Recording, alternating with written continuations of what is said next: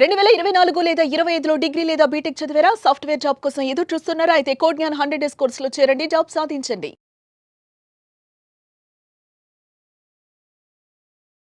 నమస్కారం శ్రీ ఆచార్య అనంతకృష్ణ స్వామి గారు. నమస్కారం అండి.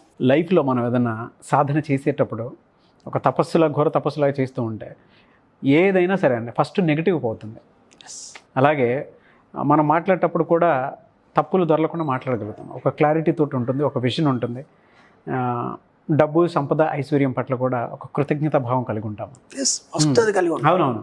ఈ వీడియోస్ అన్నీ వినేటప్పటికి నాకు ఈ విషయాలన్నీ ఒక్కొక్కటి అంతకుముందు ఏదేదో ఊహించుకొని ఏదేదో మాట్లాడేస్తాం. అవును, ఆ మాట్లాడే ముందు వీడియోలు అయిన తర్వాత మళ్ళీ అట్లా మాట్లాడొద్దు కదా.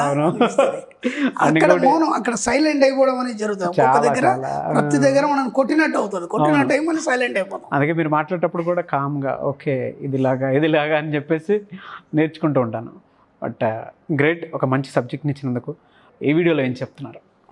అక్కడ విచిత్రం ఏంటంటే, మనం ఒక నానుడి ఉంది, ఆంధ్రులు ఆరంభ శూరులు అని. ఆంధ్రులు ఆరంభ శూరులు అని ఒక నానుడి ఉంది. విచిత్రం ఏంటంటే, ఏదైతే మనం అనుకుంటామో ఏదో చేద్దామని అనేసుకుంటాం. మనం ఇప్పుడు జనవరి 1 వచ్చింది, ఇక నుంచి మనం ఇలా మారాలి, అది చేయాలి, ఇది చేయాలి అన్నాను. సపోజ్ ఒక సిగరెట్ మానేయాలి, లేకపోతే ఇంకేదో చేయాలి అని అనుకున్నాను. మానేస్తారు, ఒక ఇబ్బంది అని లేదు. మళ్ళీ మొదలెట్టారు. ఓకేనా, నేను మానేస్తానని చెప్పాను కానీ మళ్ళీ మొదలెట్టినని చెప్పానా? లేదు. అది ఆ విధంగా సాగుతుంటుంది అనమాట మన లైఫ్ అనేది. మానేసానా లేదా, మళ్ళీ మొదలు పెట్టనని చెప్పలేదు కదా. అలా సాగుతుందంటే ప్రతి విషయంలో కూడా మనం ఏం జరుగుతుందంటే, ఏదో చేద్దాం, ఏదో సాధించేద్దాం ఈ సంవత్సరం ఖచ్చితంగా అనుకుంటాం. అది కాదు. నేను ఇంతకుముందు కూడా చెప్పాను కదా, మీరు అనుకున్న ఏవైతున్నాయో చిన్న దాంట్లో ఎంత పెద్ద లాజిక్. వాస్తవాలు సార్, అవి వాస్తవాలు అలాగే ఉంటాయి. వాస్తవాలన్నీ చిన్నగానే ఉంటాయి. ఇంతకు కూడా చెప్పాను ఏంటంటే, మీరు అనుకునే ఏవైతే లక్ష్యాలు, సంకల్పాలు ఉన్నాయో జనవరి 1 మొదలై 15వ తారీఖు ముగించద్దంట. ఎంత నీట్గా చెప్పాడు అది. మనమేమో అనుకున్నాం ఈ సంవత్సరం అంతా సాధిద్దాం అనుకున్నాం. మనం ఏం చేస్తున్నాం, జనవరి 1 మొదలు పెడుతున్నాం, 15కు ముగించేస్తున్నాం.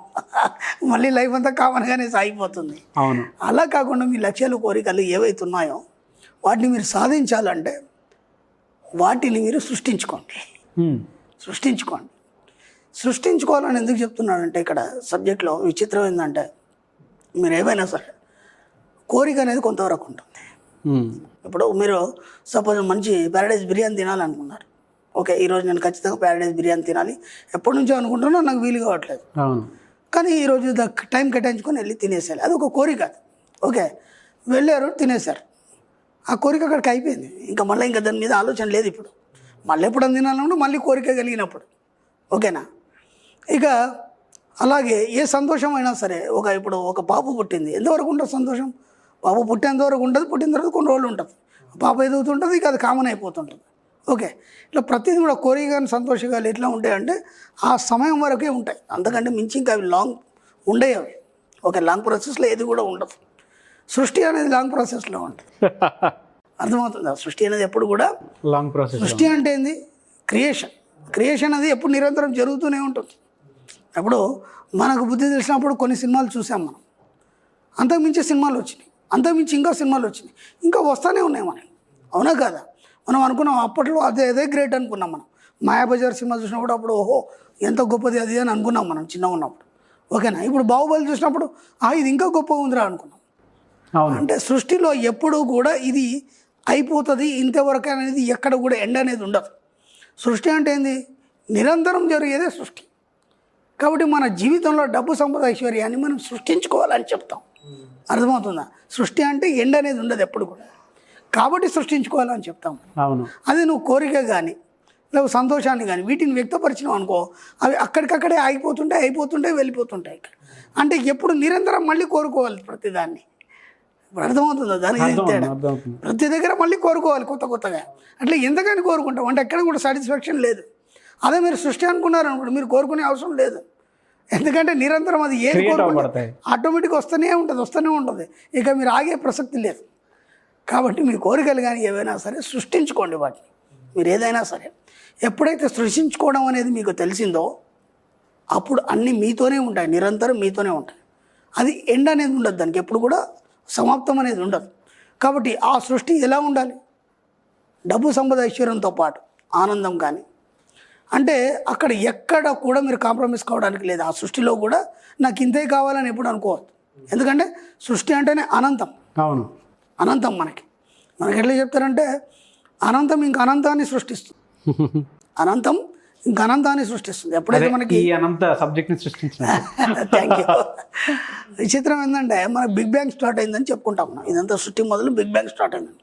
బిగ్ బ్యాంగ్ స్టార్ట్ అయిన తర్వాత దాంట్లోంచి కొన్ని వేల కోట్ల పాలపుంతలు వచ్చినాయి. ఓకేనా? ఎన్నో గ్రహాలు వచ్చినాయి, ఎన్నో నక్షత్రాలు వచ్చినాయి. అవి ఇంకా వస్తూనే ఉన్నాయి, ఇంకా పుడుతూనే ఉన్నాయి. ఎప్పుడన్నా ఇది ఆగిందనేది ఉందా? ఎక్కడ ఆగిందనేది. సృష్టి అనేది ఎప్పుడు నిరంతరం సాగుతుంది. కాబట్టి మీ జీవితాన్ని సృష్టించుకోవడం అనేది మొదలు పెట్టండి. ఆ సృష్టించుకోవడంలో ఎప్పుడు కూడా అనంతం అనేది ఒక ఉన్నత స్థాయిని మీరు చూడగలుగుతారు. ఎప్పుడైతే కోరిక పెట్టుకున్నారో, లేకపోతే నాకు అదంటే ఇష్టం అని చెప్పారు, ఇష్టాలు కోరికలు ఇవన్నీ కూడా అప్పటి మట్టికే పనిచేస్తాయి.